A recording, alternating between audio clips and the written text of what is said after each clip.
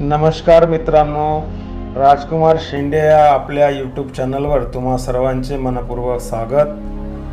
मित्रांनो, स्थलांतरित ऊस तोडणी कामगारांचे आयुष्य म्हणजे जणू संघर्षाची एक अखंड वाट. घरदार गाव सोडून परक्या मुलकात कष्टाची शिकार करणाऱ्या या कामगारांच्या मुलांचे शिक्षण मात्र या संघर्षात होळकरून निघते. आजच्या या व्हिडिओमध्ये आपण इयत्ता 7वी मराठीच्या पाठ्यपुस्तकातील तोडणी या अतिशय भावूक आणि प्रेरणादायी पाठाचा संपूर्ण विस्तृत सारांश सोप्या भाषेत समजून घेणार आहोत. लेखक दत्तात्रय विरकर यांनी या पाठात ऊस तोडणी कामगारांच्या समस्यांचे वास्तव मांडतानाच वसंत नावाच्या एका लहान मुलाच्या मनातील शिक्षणाची तीव्र ओढ अतिशय सुंदर रीतीने रेखाटली आहे. जर तुम्ही आपल्या चॅनलवर पहिल्यांदा आला असाल तर चॅनलला नक्की सबस्क्राईब करा आणि हा व्हिडिओ शेवटपर्यंत पहा. चला तर मग सुरू करूया. गाव सोडलं, घर सोडलं अन डोळ्यासमोर राहिला फक्त ऊस. गावाकडून निघाल्यापासून प्रत्येकाच्या मनात गावाकडच्या आठवणींचे काऊर उठत होते. परक्या गावात आपण केव्हा पोहोचलो हे तारा आणि शंकर या दाम्पत्याला समजलंच नाही. गावी पोहोचल्यावर सगळ्या तोडणीवाल्यांनी मराठी शाळेजवळच्या मोकळ्या जागेत आपल्या बैलगाड्या सोडल्या.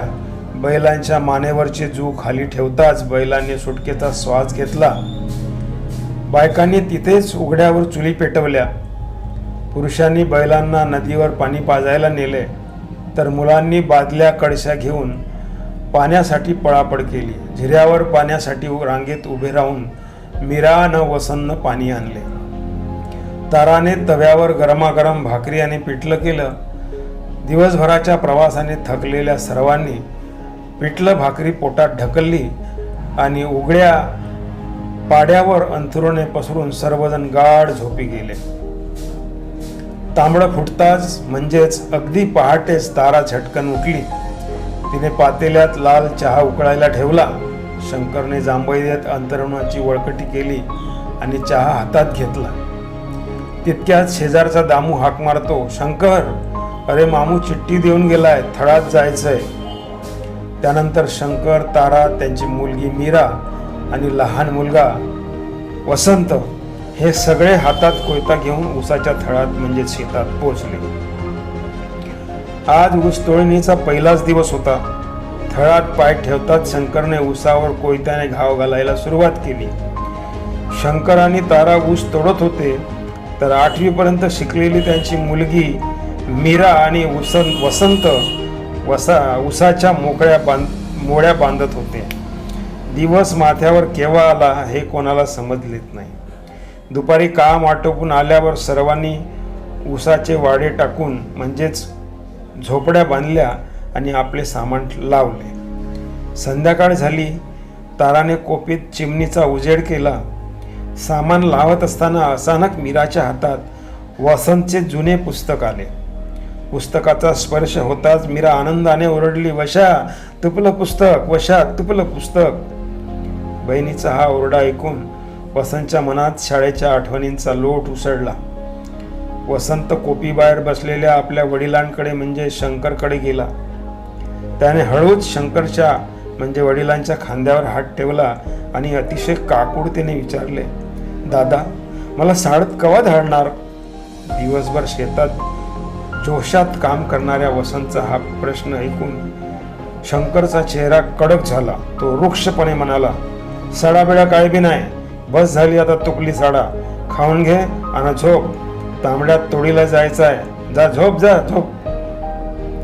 बापाचे हे बोलणे ऐकून वसंत हादरून गेला. ऊसाच्या पाचटाने अंगावर उठलेल्या खुनापेक्षाही शिक्षण खुंटल्याच्या दुःखाची जखम त्याच्या मनावर जास्त खोल झाली होती. त्या रात्री वसंत उपाशीच झोपी गेला. दुसऱ्या दिवशी पुन्हा ऊसाची तोडणी सुरू झाली. शंकर आणि तारा ऊस तोडत होते. वसंत आणि मीरा ऊसाच्या मोळ्या बांधून रस्त्यावर आणून टाकत होते. काम करत असताना सडकेवर पडलेल्या एका कागदाच्या तुकड्यावर वसंतची नजर खिळली. त्याने तो कागद उचलला, पण त्यावर संस्कृतमध्ये काहीतरी लिहिले होते. वसंता पळत आईकडे गेला, पण आई म्हणाली, पोरा मला तरी कुठं वाचता येतंय, मग आपली शाळा तर दुसरीतच सुटली. आईने शंकरला बोलतं केलं, पोराचं शिक्षण तोडलं तुम्ही. कामाला हातभार लागतो, पण त्याच्या आयुष्याचं काय? त्यावर शंकर उत्तरला, अगं होईल सगळं समजच ठीक, आता कुठं गाडी जराशी रुळावर आली.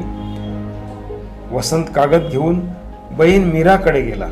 मीराने कागदावरची ओळ वाचली आणि म्हणाली, हे तर संस्कृत मधलं वाक्य आहे, तमसो मा ज्योतिर्गमय असं लिहिलंय. वसंतने विचारलं, म्हणजे काय ग ताई? मीराने सोप्या भाषेत समजावून सांगितले, तमसोमा ज्योतिर्गमय म्हणजे अंधारातून उजेडाकडे. हे बघ वशा, तुला वाचता आलं नाही म्हणजे अंधार, आणि पुढच्या वर्गात जाऊन शिकलास तर वाचता येईल म्हणजे उजेड, म्हणजेच अंधारातून प्रकाशाकडं. हे ऐकून वसंत जिद्दीने म्हणाला, अगं पण दादानंच शिक्षण तोडलं तेव्हा वाचायला तरी कसं येणार? ताई काही झालं तरी मी शिकणारच. त्या भावा बहिणीचे हे बोलणे लांबून शंकर ऐकत होता. जसे कोयत्याच्या घावाने उसाचे ताट तटातटा तुटत होते, तसेच आपल्या वसंतचे शिक्षणही तटातटा तुटत आहे याची एक तीव्र टोचणी शंकरच्या मनाला लागून राहिली. काही दिवसांनी बाजाराचा दिवस आला. बाजार असल्यामुळे तोडणी बंद होती. परिसरातील सर्व मुले शाळेत निघून गेली होती, पण वसंत एकटाच कोपीबाहेर उदास बसून होता. हे पाहून शेजारची लक्ष्मी माय पुढे आली.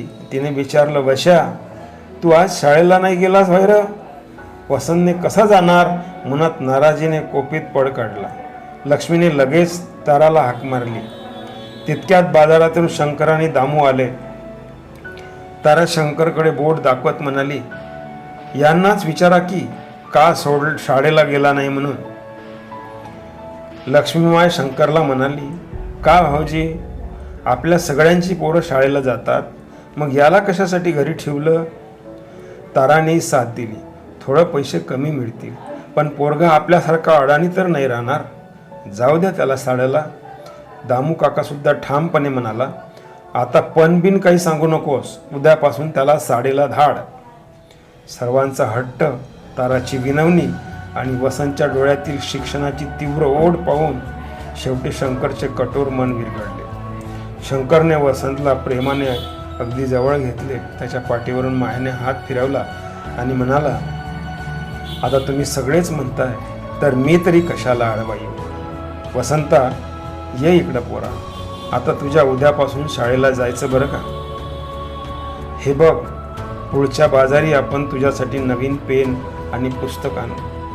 वडिलांचे हे शब्द ऐकताच वसंतच्या चेहऱ्यावर आनंदाची भरती आली. मीरा आणि तारा यांच्या डोळ्यात आनंदाश्रू उभे राहिले. वसंता लगेच उड्या मारत मित्रांकडे पळाला, आता मग शाळेला येणार, आता मग शाळेला येणार. अशा प्रकारे गरिबी आणि संघर्षावर मात करत एका ऊस तोडणी कामगाराच्या घरात शिक्षणाचा उजेड पसरला. दत्तात्रय वीरकर यांचा हा तोडणी पाठ आपल्याला संदेश देतो की परिस्थिती कितीही कठीण असली तरी शिक्षणाची जिद्द असेल तर अंधाराकडून प्रकाशाकडे जाण्याचा मार्ग नक्कीच सापडतो. मित्रांनो, तुम्हाला 7वी मराठीचा हा तोडणी पाठाचा सारांश कसा वाटला हे खाली कमेंट करून नक्की सांगा.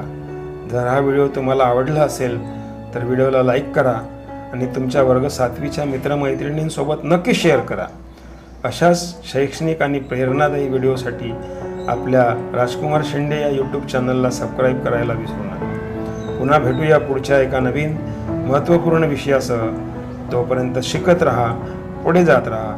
धन्यवाद. जय महाराष्ट्र, जय संविधान.